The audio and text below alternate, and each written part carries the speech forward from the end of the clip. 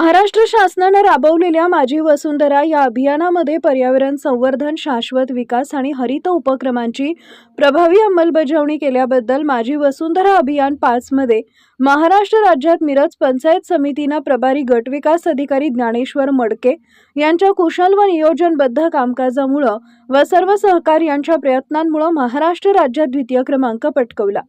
आज राज्यस्तरीय आयोजित सन्मान सोहळ्यात महाराष्ट्राच्या मंत्री पंकजाताई मुंडे यांच्या हस्ते माननीय ज्ञानेश्वर मडके यांना सन्मान चिन्ह व प्रशस्ती पत्र प्रदान करून सन्मानित करण्यात आले।